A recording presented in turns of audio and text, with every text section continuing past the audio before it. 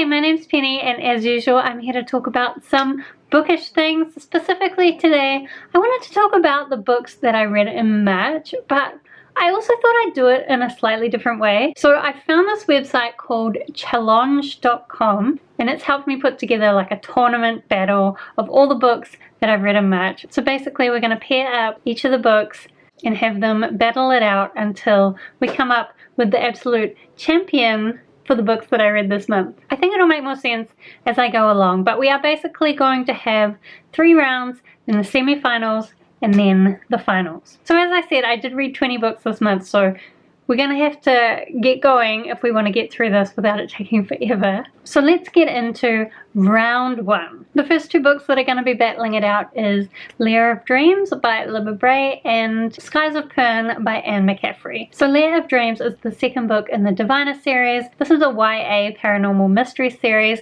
set in the 1920s, and we've got a bunch of different characters discovering that they have different supernatural powers and getting involved in murder investigations. Now, I did like this second book much better than I liked the first book. I think the first book was just a lot of setup. This one was less of that, and I did like the characters a lot more, but I still didn't feel like the plot was anything amazing. The other book in this battle is Skies of Pern by Anne McCaffrey. I've probably been reading the Dragons of Pern series for like the last 20 years or something. This, I think, is book 17 in the series, and I've told myself that I will at least continue up to the books where Anne McCaffrey's son, Todd McCaffrey, took over the writing. In this particular one, there is a natural disaster that leaves the Dragon Riders of Pern reconsidering what their purpose is on the planet of Pern. There have been some big changes. We've also got a group fighting against some of the new technology that has been introduced to Pern and causing quite a lot of trouble. There were elements of this that I really liked, but I did think that it was rather unfocused, and for the most part the writing was just a slog to get through. So which of these 2 books would win this battle? I think I would have to go with Lair of Dreams, even though I do suspect that this might have been different if I had listened to Skies of Pern in audiobook, because I listened to Lair of Dreams in audiobook and that definitely helped me to get through it. But still, Lair of Dreams will be heading on to the next round. The next round is 2 YA fantasy books. So we've got Chosen by Kiersten White against Come Tumbling Down by Sean A. Maguire. So Chosen is the second book in the Slayer series. So this is a new series set in the world of Buffy the Vampire Slayer. We're following a girl named Athena, or Nina for short, who was always planning to become a Watcher, which is the group of people that watch out and train and look after the Slayers. But then she ends up becoming a Slayer, and it kind of changes her whole view of the world. I do think Kiersten White's done a really good job of capturing the feeling and the tone of the original Buffy the Vampire series. And I will also say, I think you really need the context of the rest of the Buffy comics to really understand some of what's going on in the world of this book. If you've just read the TV series, then some of the stuff that's going on with Buffy in this book won't make a lot of sense to you. Then Come Tumbling Down is the 5th book in the Wayward Children series by Sean A. Maguire.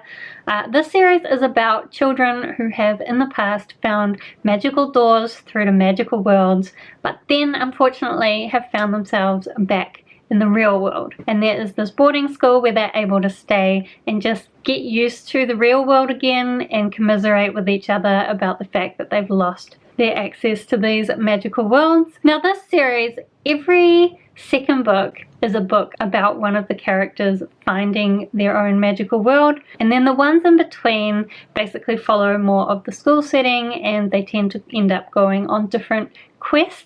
And this latest book was of that second type, and I tend to not enjoy those ones as much. And this one, sadly, I just really didn't enjoy it. I don't think it had much of a point. The characters didn't feel particularly true to themselves, and I felt like they were just placeholders put into the story in order to say the things that Sean A. Maguire wanted to say. So unfortunately, Come Tumbling Down just didn't hit the mark for me, and so for this pairing, Chosen will be heading on to round 2.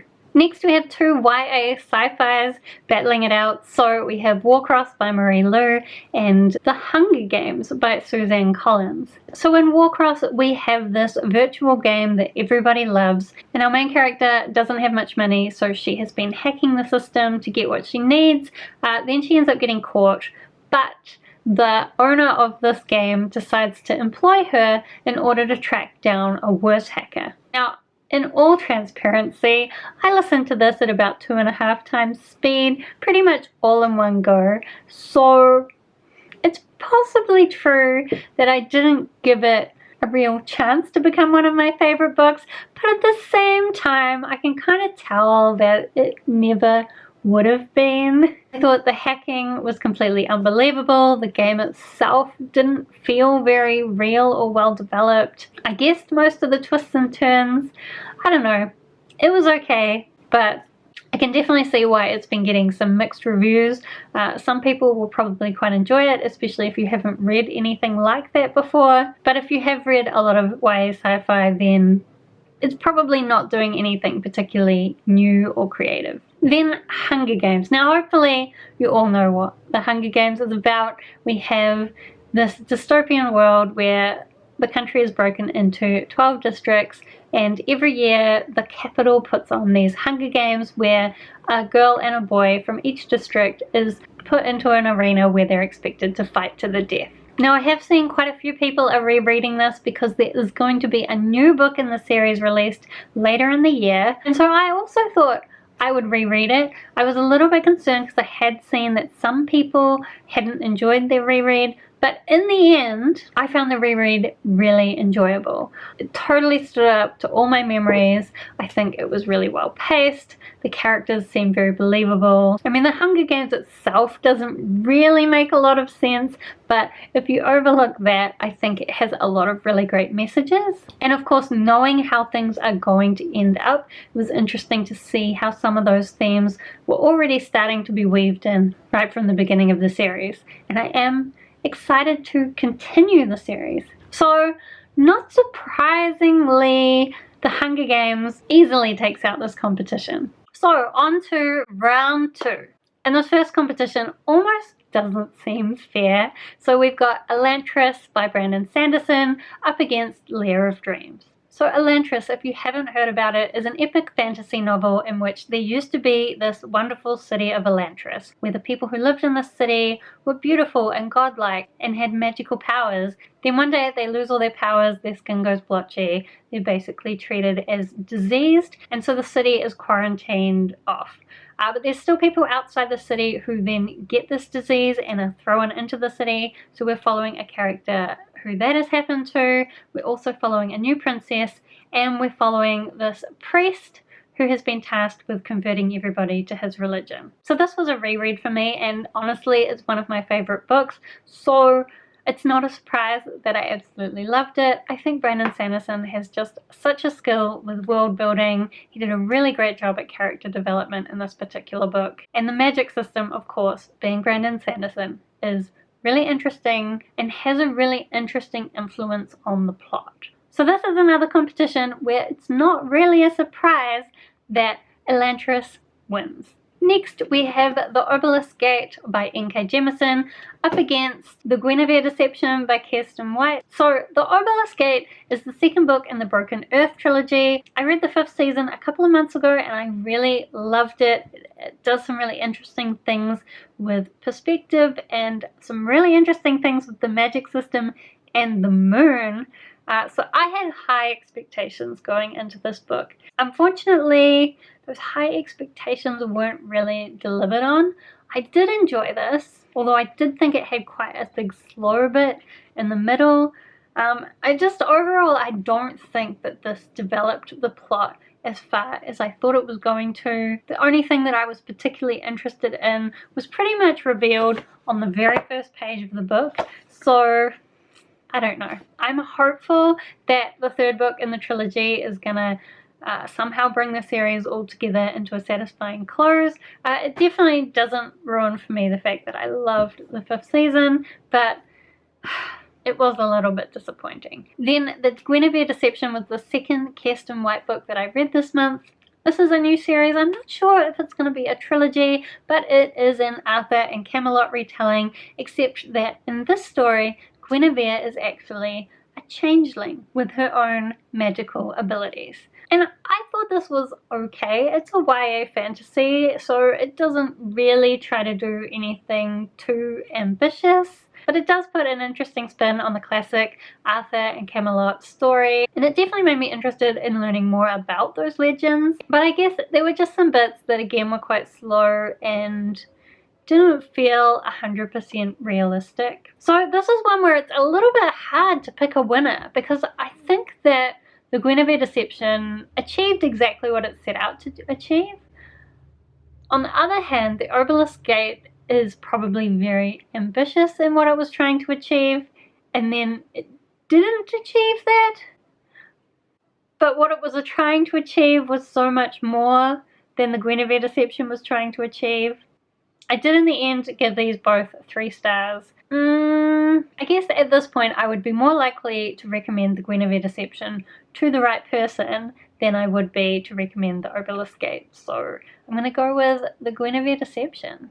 Our next competition is between Trail of Lightning by Rebecca Roanhorse and Girls Made of Snow and Glass by, I can never remember this author's name, Melissa Bashardoust. So, Trail of Lightning is like a post-apocalyptic story set in a world where there's been some kind of giant flood, but we are following characters who are on this Native American reservation where they built a wall, so they're somewhat protected from what's going on in the rest of the world. However, they do have their own problems, which includes the fact that there are gods hanging around causing problems, and there are monsters. So our main character, Mags, is a monster slayer, and she was trained to do that by this immortal half-god type person. She also has quite a bit of emotional trauma that she is dealing with when she meets up with this other guy and they partner in trying to slay this particular monster. Now, I did vlog my experience of reading this in my Bookie Trials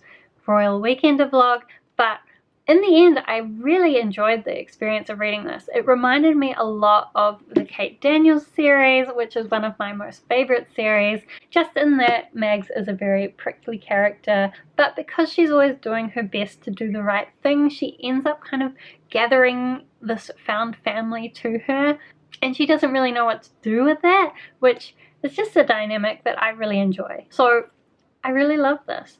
The other book, Girls Made of Snow and Glass. This is a Snow White retelling. It's told in 2 perspectives, one set in the past, which is the stepmother's perspective, and then one set in the present, which is the Snow White character's perspective. And there is a magical element added to this retelling that I thought made the story really interesting.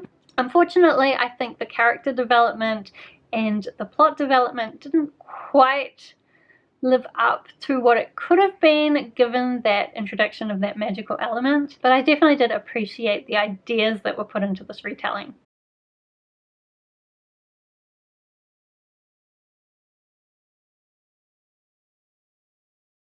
Next we have The One by John Mars up against The Princess Diarist by Carrie Fisher. This is kind of a weird competition because it's a fiction book versus a non-fiction book, but anyway, The One is like kind of a thriller in some aspects. It's more of a speculative book. So the idea of this book is that there is now a DNA test which allows you to be matched up with your soulmate. So you can put in your DNA, and then if your soulmate happens to also put in their DNA, you'll be able to connect with each other. And it basically follows a whole bunch of different characters as they go through this process and meet up with their soulmates. And it isn't always how they expected it to be. Especially my most favorite character in this book was a serial killer, and having him meet his soulmate was definitely a really interesting perspective to be added to this book.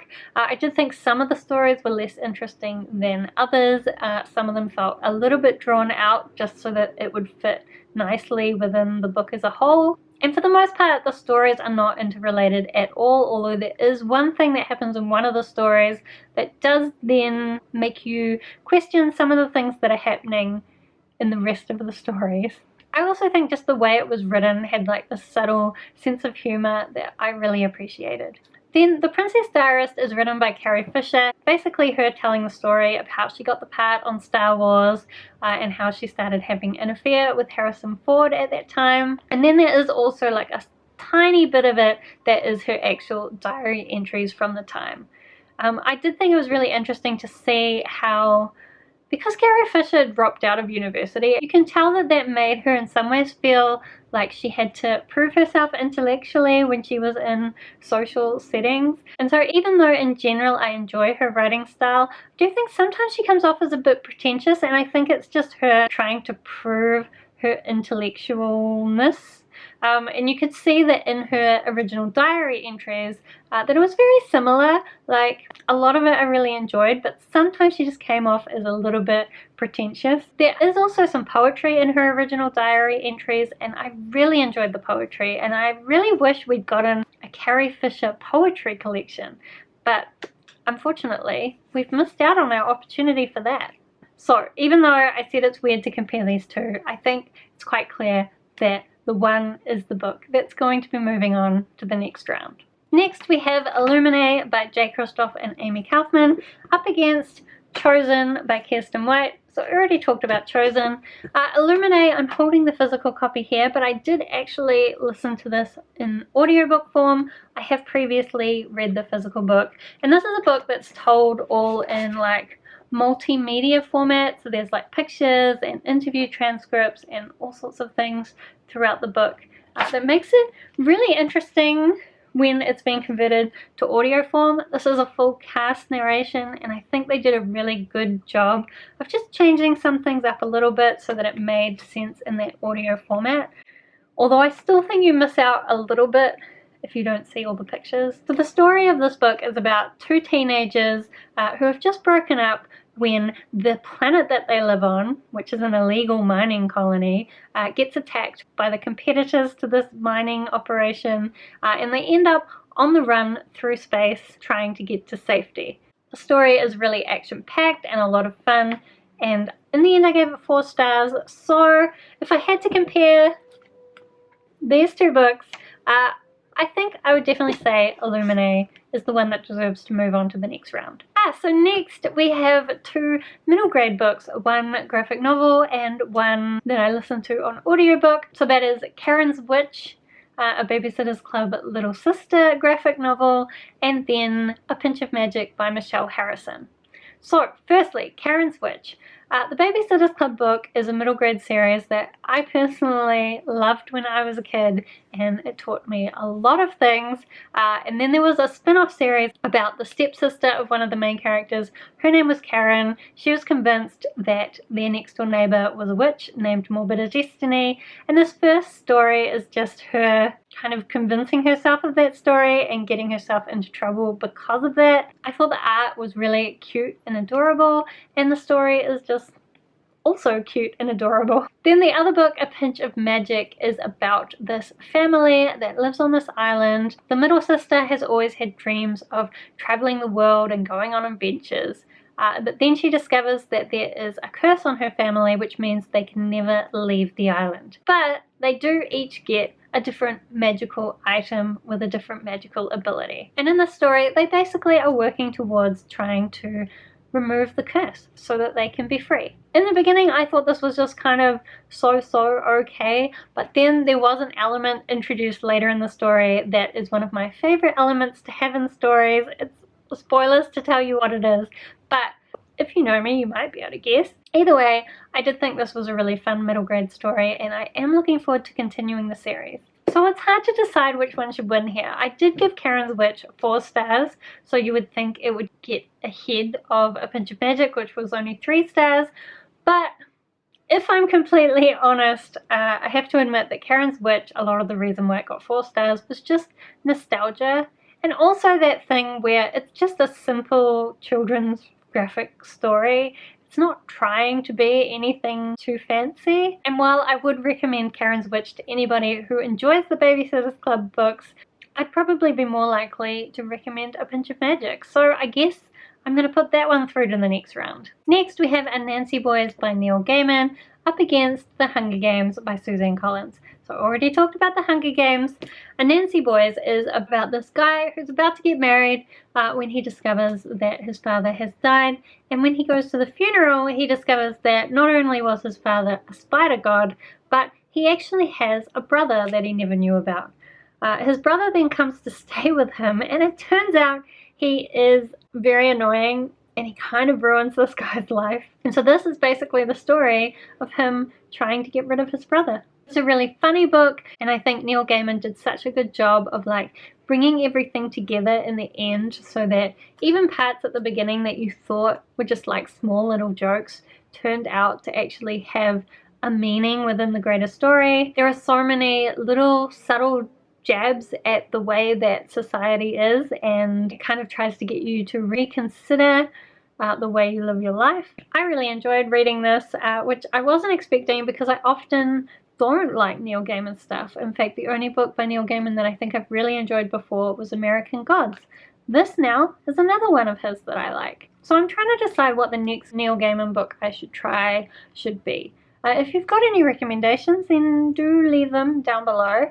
And this is another one where I think it's, again, pretty hard to decide a winner because they're both really great books. But I think I'm going to have to put The Hunger Games through to the next round, because I do think that the pacing in The Hunger Games is a lot better than the pacing in Anasi Boys. It does have a few slow bits in this, and while this was really fun and funny, I did feel a lot more engaged and like emotionally invested when I was listening to The Hunger Games. Then our last pairing for round 2 is Edgedancer by Brandon Sanderson against The Lightning Tree by Patrick Rothfuss.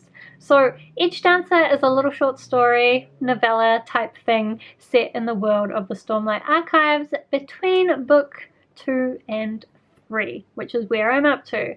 We're following an Edgedancer who is a person with particular magical abilities called Lift. And really, Brandon Sanderson is just trying to create a character who is technically a knight in this Stormlight archive world, but who is really different from what you might expect for a knight. Unfortunately, I felt like Lift often didn't have particularly clear motivations, and it is a theme in this book that Lift is quite young and she's kind of questioning how do people know what to do. And while I do think that that is a really interesting theme, unfortunately it just meant a lot of this book felt quite directionless, and I think it's what made this book sometimes feel quite slow paced, even though it's like super short. Then The Lightning Tree is another short story.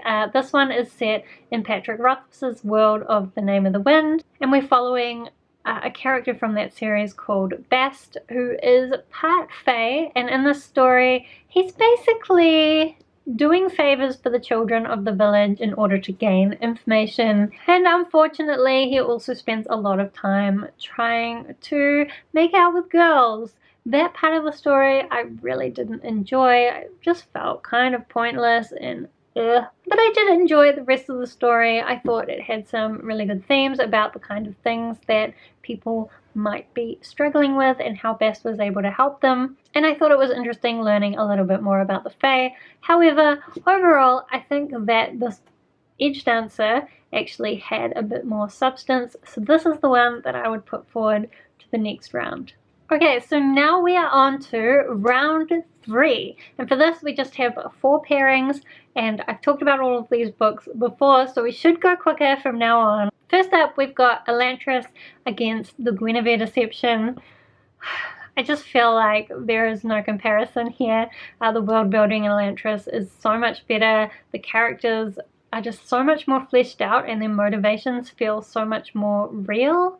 In the Guinevere Deception, I'm not sure if you really thought it out that all of what the characters are doing would actually make sense.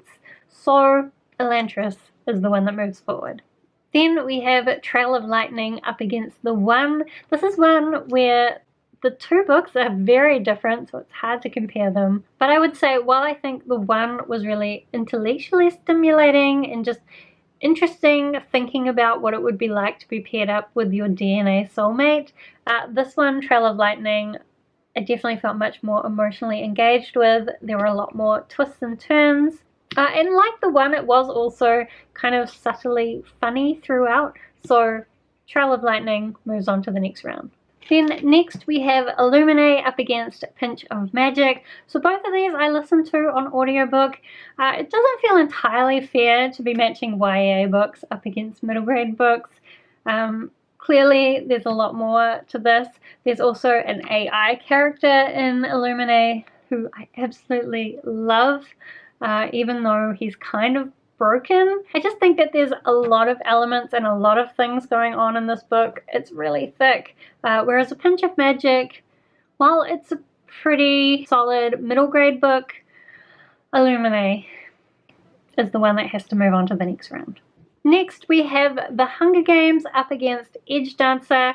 As I said, this one did have some pacing problems, whereas I just thought the pacing in The Hunger Games was really good. Like the whole time I was listening to it, I always wanted to keep listening to it rather than stopping. Like I would get home from my walks and I would think, maybe I could just listen to it a little bit longer while I do other things.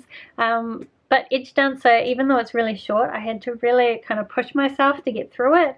So Hunger Games is on to the next round. Okay, we are on to the semi-finals. So there are just two competitions in the semi-finals. Firstly, we have Elantris, which I just remembered I have on my shelves. I haven't been holding it up because I listened to the audiobook, but here it is.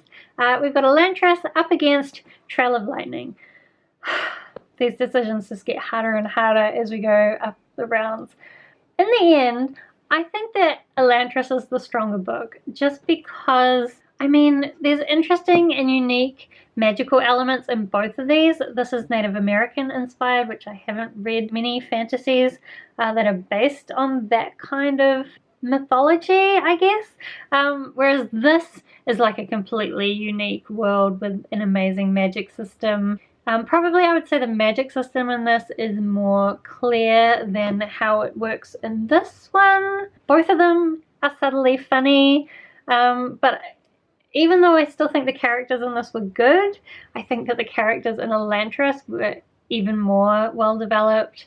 And both of them had really great like twists and turns, but again, this one I could almost see things coming, but it was like I could see it coming and I just knew it was going to be like a train crash and I couldn't stop watching. Whereas this one I just couldn't see anything coming and everything was amazing. I mean, it was a reread, so I could kind of see things coming, but some of the stuff I'd forgotten about, and even though I should have known, I should have been able to remember, it still surprised me on a second read. So I'm going to move Elantris into the finals. Then we have Illuminae up against The Hunger Games. I feel like, again, I listened to both of these on audiobook, and I feel like The Hunger Games is more in my head because I more recently listened to it. But it's probably true for both of them that once I got going, I wanted to keep listening to these audiobooks. I found it really hard to stop listening to them because I wanted to know what happened next. Even though both of these were rereads, so I knew what was going to happen. So it's not like I was listening because I wanted to find out what was going to happen. I was listening because I wanted that emotional payoff of experiencing what was going to happen next.